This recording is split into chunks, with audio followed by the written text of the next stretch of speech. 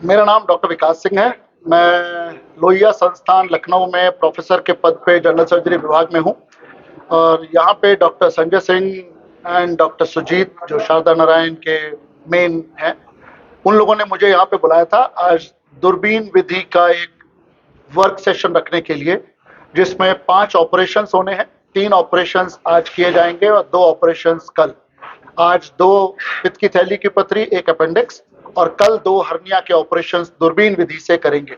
इसके अलावा जो आसपास के सर्जन्स हैं उनको लेप्रोस्कोपिक विधि पे कैसे हाथों और आंखों का कुछ स्किल करनी है उसके ऊपर भी मैं उन लोगों को ट्रेनिंग दूंगा।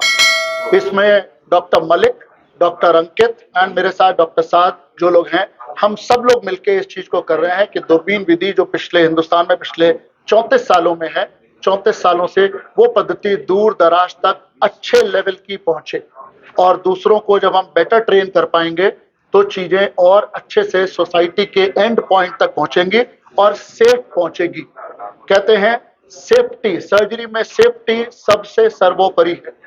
कि ऑपरेशन हमारे लिए रोज की बात है, पर उस मरीज के लिए हो सकता है लाइफ का पहला और आखिरी ऑपरेशन हो, तो इसलिए उसकी सेफ्टी सर्वोपरि है। डॉक्टर साहब, आपने ऑपरेशन करा था, सब लोगों ने देखा कि आपने नाभि के माध्यम से ऑपरेट किया। अभी नाभि जो है वो बॉडी की बैलेंस मानी जाती है, मतलब अमृत मानी जाती है एक तरीके से। बिल्कुल सर। तो कहीं वो हार्म है लोगों के आफ्टर ऑपरेशन या ठीक है, सेफ है? ये सर देखिए, हमेशा बोला जाता है कि अगर कहीं विकार है तो विकार को दूर करना डॉक्टर का काम है। उस विकार को, और बाकी शीशा अगर टूटेगा तो वापस उस लेवल पे नहीं होगा, पर वही एक जगह थी जहां से भगवान ने हमको जोड़ा।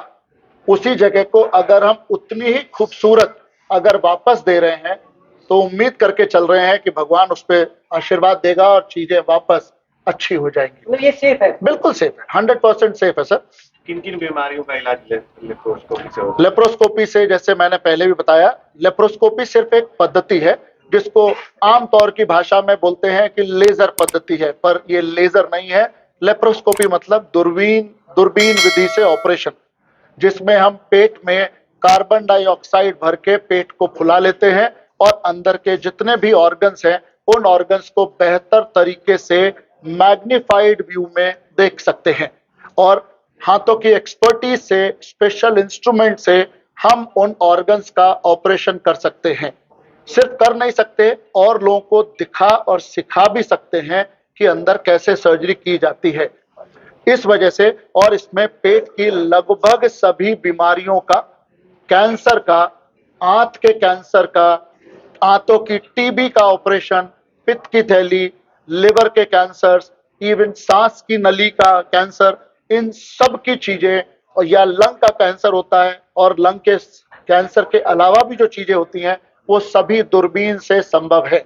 हाँ, जब मैं बोलता हूं संभव है तो उसके लिए कौन उस पर्टिकुलर फील्ड में काम कर रहा है उनके पास आपको पहुंचना होता है। कि हर बंदा अपने अपने एरिया का काम करता है। कुछ लोग आंतों की सर्जरी अच्छी करते हैं, कुछ हर्निया की सर्जरी करते हैं, कुछ बच्चेदानी की सर्जरी अच्छे करते हैं। सो डिपेंडिंग ऑन, पर सभी दूरबीन पद्धति से संभव है। सर, इसके बाद ऑपरेशन के बाद जी, प्रिकॉशंस क्या होनी चाहिए पेशेंट का? आप ऑपरेशन को ऐसे मानिए कि ऑपरेशन भी एक तरीके की चोट होती है, पर कंट्रोल्ड एनवायरनमेंट में। जैसे आमतौर पे किसी का हाथ कट जाए, एक्सीडेंटल कट जाएगा तो खून बहेगा, पर जब हम ऑपरेशन थिएटर में करते हैं तो हम इस तरीके से करते हैं कि हम उस खून रक्त रसाव को रोकने के भी सक्षम हैं। तो एनेस्थीसिया में है, पेशेंट को दर्द नहीं होता और हमें पता है कि हम कौन सी चीज पे चीरा लगा रहे हैं। तो जब हमें पता और उसके बाद में हमने टांके लगाए, तो शरीर में चोट लगने के बाद टांके लगे या हम बेहोशी में चीरा मार रहे हैं तो टांके लगे, आमतौर पे वही 2-4 दिन आदमी को दर्द या मरीज को दर्द होगा, तो वो दर्द की दवाइयां और एंटीबायोटिक उसको 2-4 दिन चलते हैं। आमतौर पे ये कि तुरंत के बाद आप दौड़िए मत, नॉर्मल दिनचर्या आप कर सकते हैं। तो उसमें कोई अलग से चीजें नहीं करनी है, एक नॉर्मल तरीके से जैसे किसी को चोट लगती है 2-4 दिन में वो बिल्कुल ठीक हो जाता है। क्या ऐसे पेशेंट वजन उठा सकते हैं? देखिए, मैंने ये वजन की एक बड़ी बड़ी परिभाषा है। जिम नहीं जा सकते, पर घर में सब्जी का थैला लेके जाना है वो बिल्कुल जा सकते हैं। अगर बहुत बड़ी सर्जरी हुई है, लेट्स से कि 10-12 बड़ी सर्जरी हुई है कि उसमें 3-4 घंटे लगे हैं, जटिल सर्जरी है, तो बोलते हैं कि आप थोड़ा रेस्ट 2-4 दिन कर लीजिए, वो ज्यादा अच्छा है। सर गॉल ब्लैडर निकलने के बाद जी। नॉर्मली ये धारणा है कि गैस बहुत ज्यादा बनती है, नहीं सर, उसके लिए बिल्कुल नहीं सर। देखिए, दो चीजें हैं। गैस बनती थी क्योंकि गॉल ब्लैडर में पथरी थी और गॉल ब्लैडर में समस्या थी। गैस बनना सिर्फ गॉल ब्लैडर की पथरी से नहीं जोड़ा जाता है, इसीलिए मरीज का इवैल्यूएशन करना बहुत जरूरी चीज है। इवैल्यूएशन मतलब हो सकता है उसको खाने की नली में कुछ समस्या हो, या उसको गैस्ट्राइटिस हो रही हो, या पेट की कुछ समस्या है जिसकी वजह से उसको गैस बन रही है। सो ये ऑपरेशन के पहले आपको डिसाइड करना है कि मरीज को परेशानी क्या है, क्या पित्त की थैली की वजह से है या किसी और वजह से है।